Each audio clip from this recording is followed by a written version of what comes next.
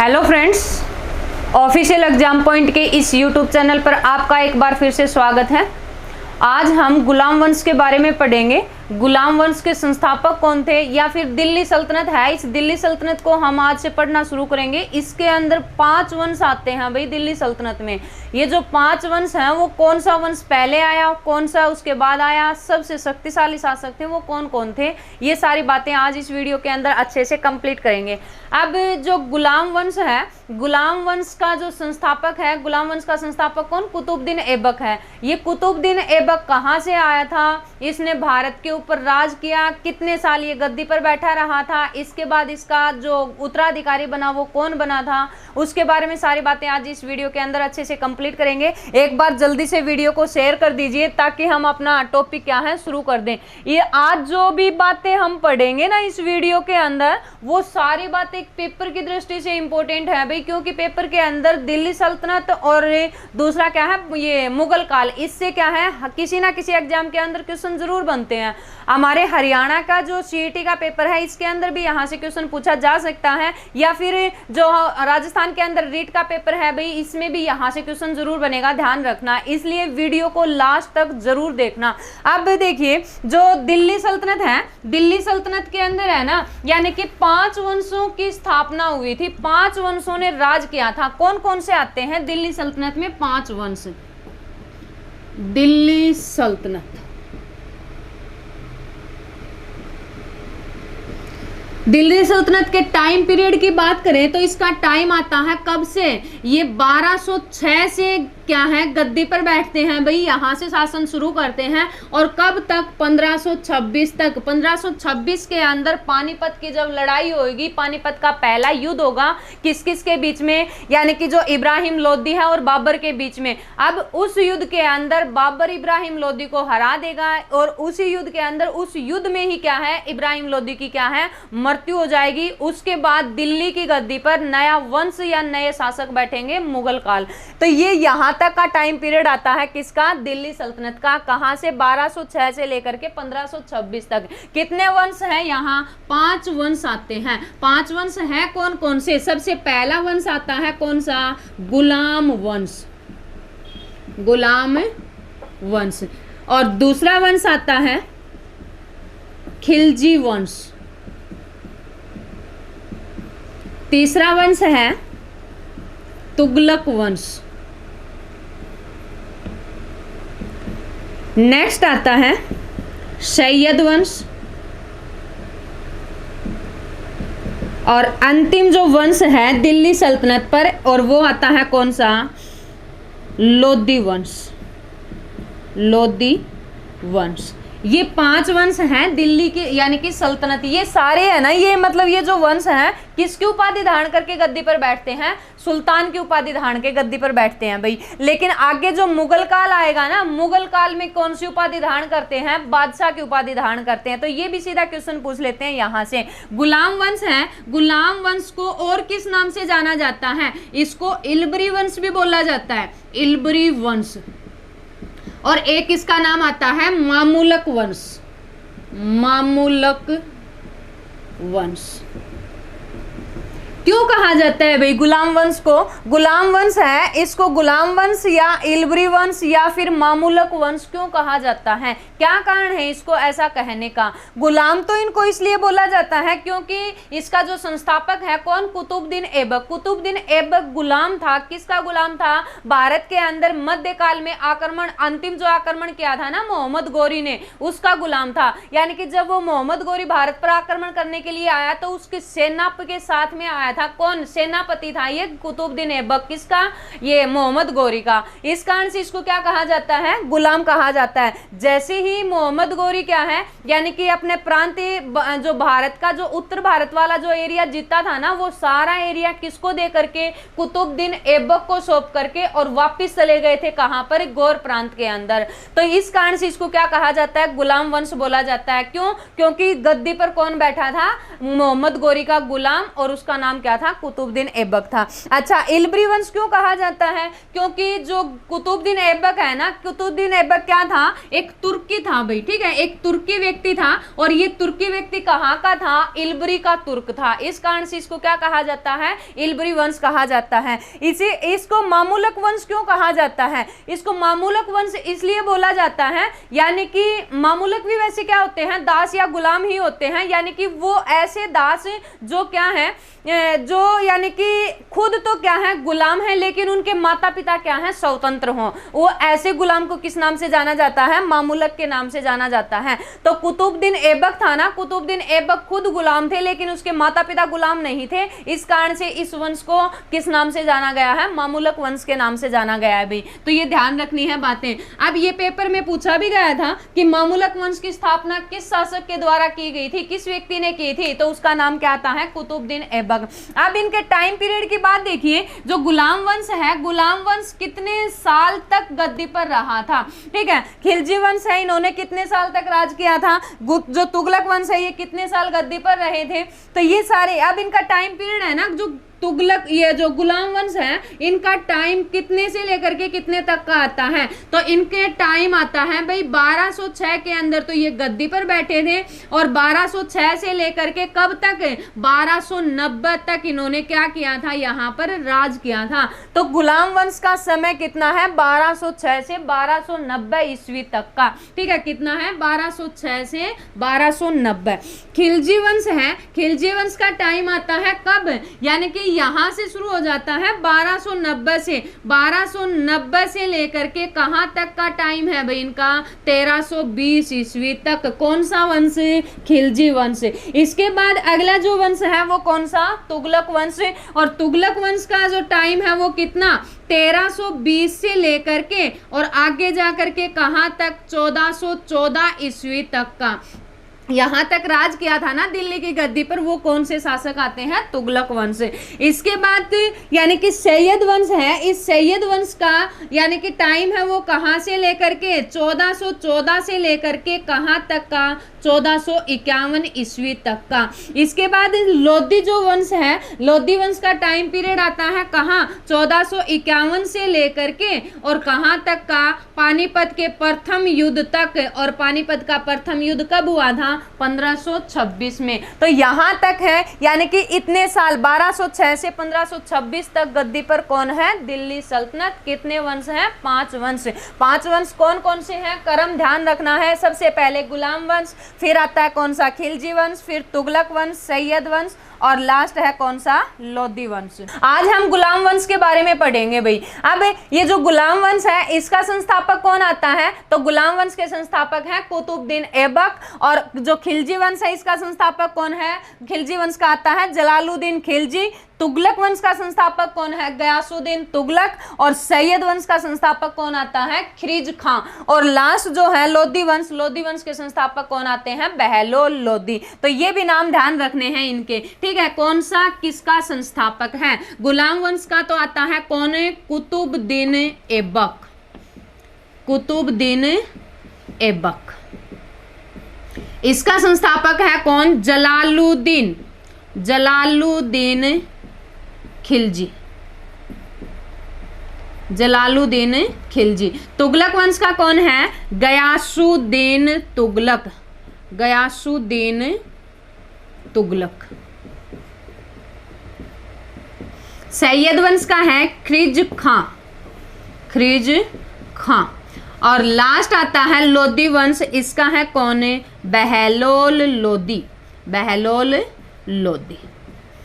ये हैं भाई इसके क्या? संस्थापक। एक बात और देखिए, यानी कि जो 5 वंश है ना, इन 5 वंशों में से थे सारे कौन भाई? मुस्लिम शासक ही। यानी कि ये जितने भी शासक गद्दी पर बैठेंगे सारे मुस्लिम शासक हैं। लेकिन ये पहले 4 है ना, ये पहले 4 तो कहाँ के मुस्लिम शासक हैं? ये 4 तो आते हैं तुर्क के मुस्लिम शासक जो भारत पर राज करेंगे। लेकिन आगे जो अंतिम जो है कौन? बहलोल लोधी, ये कहाँ के थे? ये आते हैं अफगान के। ठीक है, कहाँ के शासक हैं भाई? ये अफगान के शासक है। तो ये भी पेपर में पूछा जा सकता है कि दिल्ली की गद्दी पर यानी कि सल्तनत के अंदर कौन सा सा शासक अफगान का था या कौन से शासक हैं वो तुर्की के शासक थे। तो ये भी ध्यान रखना, पहले 4 तो क्या है, तुर्की के शासक आते हैं और अंतिम आता है वो कौन, कहाँ का है, अफगान का शासक है भाई, अफगान के मुस्लिम शासक हैं। आज हम पढ़ेंगे अब किसके बारे में, कुतुबुद्दीन ऐबक या गुलाम वंश के बारे में। गुलाम वंश के अंदर है ना, सो ये जो गुलाम थे ये मोहम्मद गोरी है, मोहम्मद गोरी के साथ में 3 गुलाम आए थे, ठीक है। उनमें से एक कौन था, कुतुबुद्दीन ऐबक था। अब देखो यानी कि गुलाम वंश है, गुलाम वंश का संस्थापक, ठीक है, संस्थापक की बात करें तो संस्थापक कौन है, कुतुबुद्दीन ऐबक, कुतुबुद्दीन ऐबक। टाइम पीरियड की बात करें तो टाइम इसका कहां से, 1206 से लेकर के 1290 तक। कुतुबुद्दीन ऐबक गद्दी पर कब बैठा था, कुतुबुद्दीन ऐबक गद्दी पर बैठे हैं 1206 में, ठीक है। और कब तक रहे थे, 1210 तक। थोड़े ही समय तक इन्होंने क्या है, राज किया था, गद्दी पर बैठे थे। मतलब क्या है, इसकी मृत्यु हो गई थी, ये पोलो खेल रहे थे और घोड़े से गिरकर क्या हो गई, इसकी मृत्यु हो गई थी भाई। अच्छा एक देखिए, मतलब कितने साल इसने राज किया था, 5 साल ही राज किया था भाई। अब इसने क्या है, ये कुतुबुद्दीन ऐबक क्या था, गुलाम था, किसका गुलाम था, मोहम्मद गोरी का, ठीक है। किसका आता है, मोहम्मद गोरी, मोहम्मद गोरी का गुलाम, ठीक है। अब इसने कौन से वंश की स्थापना की थी, गुलाम वंश की इसने स्थापना की थी। इसने अपनी राजधानी किसको बनाया था, राजधानी कौन सी बनाई थी, तो राजधानी है लाहौर। लाहौर को इसने राजधानी क्यों बनाया था, ठीक है। यानी कि मोहम्मद गोरी है ना, मोहम्मद गोरी की पेड़ियों पर, यानी कि जैसे मोहम्मद गोरी चल रहे थे ना, उसी के अनुसार, उसी परंपरा के अनुसार चलने वाला है कौन है, कुतुबुद्दीन ऐबक। मोहम्मद गोरी ने भी अपनी राजधानी किसको बना रखा था, लाहौर को बना रखा था। इस कारण से इसने भी अपनी राजधानी किसको रखा, लाहौर को ही रखा था। अब इसने क्या है, कौन सी उपाधि धारण नहीं की थी ये, यानी कि वैसे तो यहाँ पर सारे गद्दी पर बैठेंगे ना, सारे सुल्तान की उपाधि धारण करके गद्दी पर बैठेंगे, लेकिन कौन नहीं बैठेगा भाई, कुतुबुद्दीन ऐबक। इसने कौन सी उपाधि धारण नहीं की थी, सुल्तान की उपाधि इसने धारण नहीं की थी भाई, सुल्तान की उपाधि। क्यों नहीं की थी इसने ये उपाधि धारण, क्योंकि ये क्या है, अपने आप को अभी भी गुलाम ही मान रहा था, किसका, गोरी का, उसी के अनुसार ही चलने वाला शासक मान रहा था। इसने वैसे और उपाधियां धारण की थी, ये वाली उपाधि इसने धारण नहीं की थी। और कौन कौन सी उपाधियां इसने धारण की थी, एक तो इसने कौन सी भाई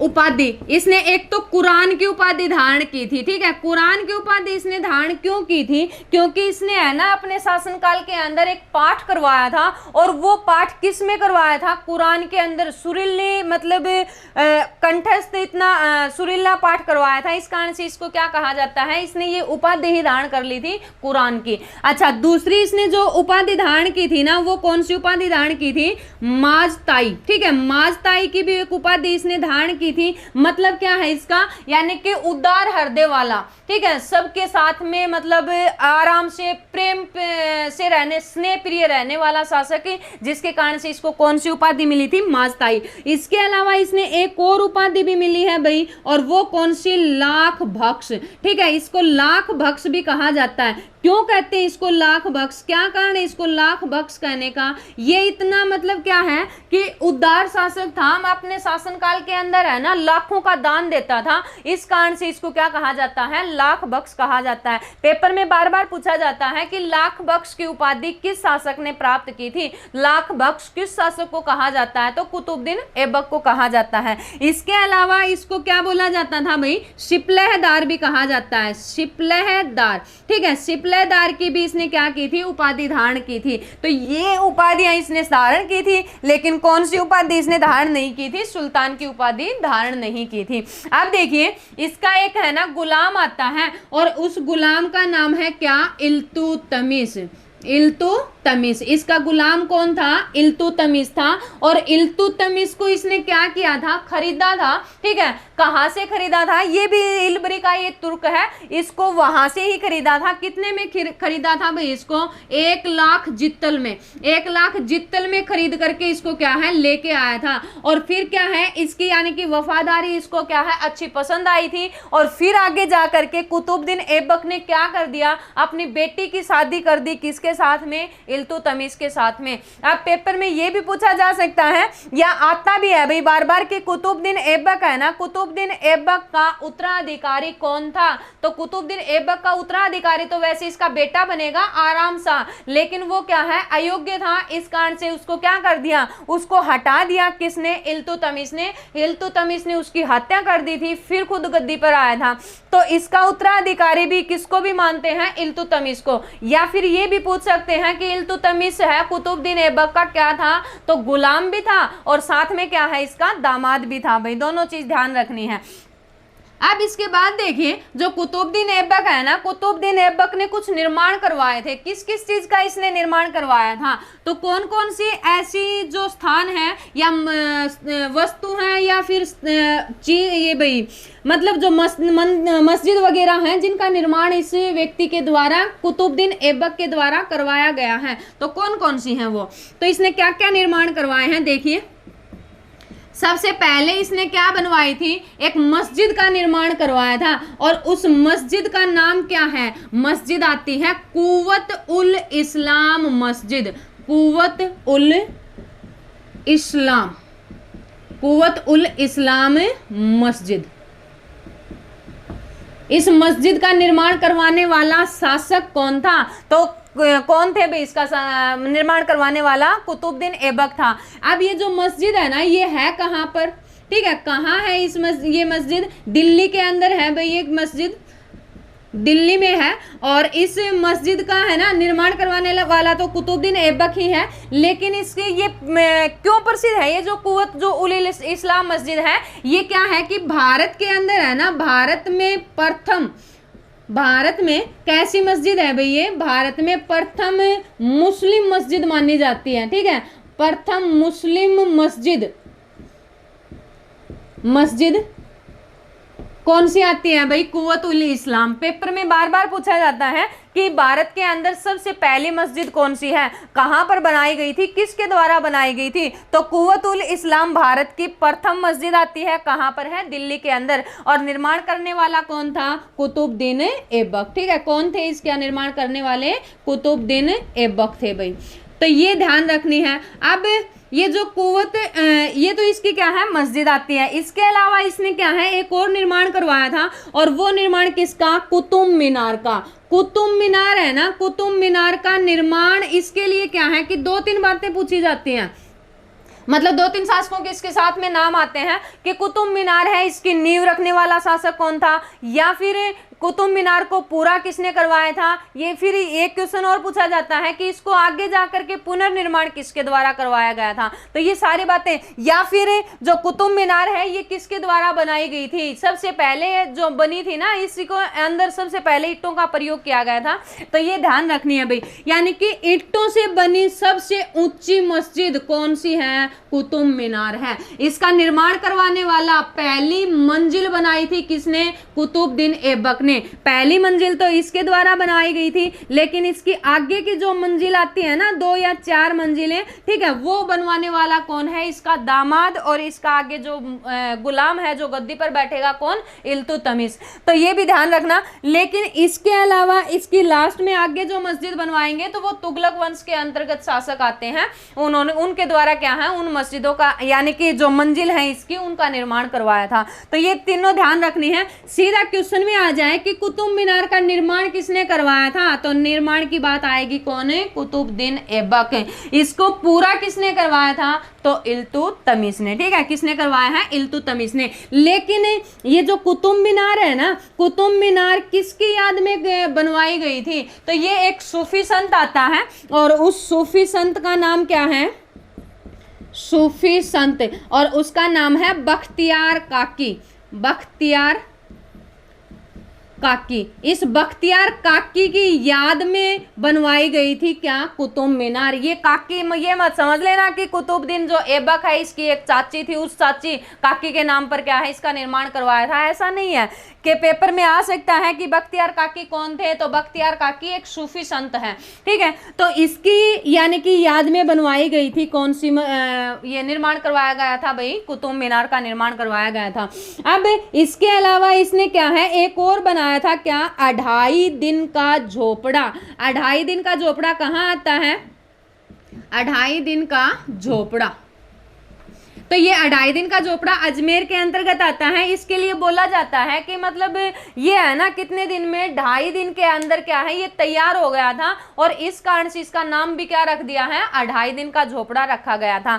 अब ये जो 2.5 दिन का झोपड़ा जहां पर अजमेर में बनवाया गया था ना, वहां पर क्या था, ये वैसे तो मतलब इसके लिए बताया जाता है कि वहां एक संस्कृत विश्वविद्यालय था, उसको मतलब तुड़वा करके इसका निर्माण करवाया गया था। लेकिन ये भी बताया जाता है कि जो ये जो अजमेर के अंदर है ना, संस्कृत विश्वविद्यालय के पास में ही एक विष्णु मंदिर भी था भाई, और उसको भी तोड़ करके, इन दोनों को तोड़ करके किसका निर्माण करवाया गया था, यहाँ पर 2.5 दिन के झोपड़े का निर्माण करवाया गया था। तो ये बात बताई जाती है। और इसमें है ना, ये निर्माण कब करवाया गया था, ये पहले ही करवा दिया था, ये 1206 में जब गद्दी पर बैठा था ना, उससे पहले इसने इसका निर्माण करवा दिया था। क्यों, क्योंकि मोहम्मद गौरी ने यहाँ पर इसका निर्माण करवाने के लिए भेजा था। जब मोहम्मद गौरी के साथ में चिश्ती संप्रदाय के जो हमारे यानी कि भारत के अंदर मुस्लिम धर्म का प्रसार करने के लिए आए थे मोइनुद्दीन चिश्ती, उसके रहने के लिए व्यवस्था की गई थी यहाँ पर। इस कारण से क्या है, इसका निर्माण करवाया गया था शेख मोइनुद्दीन चिश्ती। उसके लिए क्या है, उसके विश्राम करने के लिए इसका निर्माण करवाया गया था। कब, 1206 से पहले ही। किसके कहने पर, मोहम्मद गौरी के कहने पर। ठीक है, किसके कहने पर इसका निर्माण करवाया था, मोहम्मद गौरी के कहने पर ही निर्माण करवाया गया था भाई। तो ये ध्यान रखनी है, ये सारी बातें कुतुबुद्दीन ऐबक से संबंधित है। आगे क्या है, 1210 के अंदर है ना, 1210 में इसकी क्या हो गई, मृत्यु हो गई। लेकिन ये ऐसे नहीं मरा था, मतलब क्या है, ये खेल रहा था। क्या खेल रहा था भाई, चौगान। ठीक है, चौगान खेलते हुए, या फिर पोलो भी नाम आ जाता है, पोलो खेलते हुए घोड़े से गिर करके इसकी क्या हो गई थी, मृत्यु हो गई थी। मरने के बाद इसका जो उत्तराधिकारी बना है ना, इसका उत्तराधिकारी कौन बना है, इसका बेटा, और इसके बेटे का नाम क्या आता है, आराम शाह है। ठीक है, क्या है, आराम शाह गद्दी पर बैठते हैं। कब, 1210 के अंदर। और 1210 में ये गद्दी पर बैठा, लेकिन लगभग कितने साल इसने, 8 या 10 महीने तक ही क्या किया था, शासन किया था। 1211 के अंदर फिर आगे कौन आ गया, इस 1211 में है ना, किसने आराम शाह को क्या कर दिया, मार दिया या हत्या करवा दी। किसके द्वारा, इसके दामाद यानी कि ऐबक का दामाद। और ऐबक के दामाद कौन है, ये इल्तुतमिश। इल्तुतमिश ने किसको, यानी कि इस आराम शाह को क्या है, ये वैसे योग्य भी नहीं था, यानी कि अयोग्य होने की वजह से इसकी हत्या कर दी। और हत्या करने के बाद गद्दी पर कौन आ गया, इल्तुतमिश। इल्तुतमिश है ना, इल्तुतमिश कब गद्दी पर बैठता है, 1211 में गद्दी पर बैठता है। और कब तक रहेगा, ये 1236 तक रहेगा।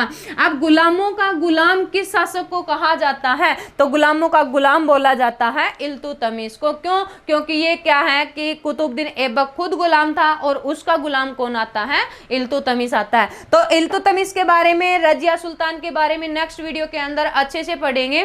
ठीक है, वीडियो अच्छी लगे तो ज्यादा से ज्यादा शेयर करें भाई, और बेल आइकन बटन को भी दबा लें ताकि हमारी हर वीडियो आपके पास में पहुंचती रहे। और लाइक भी जरूर करें भाई, ताकि हमें क्या है कि मोटिवेट मिलता रहे, और भी हम क्या है आपके लिए क्या वीडियो बनाते रहें। ठीक है, थैंक यू।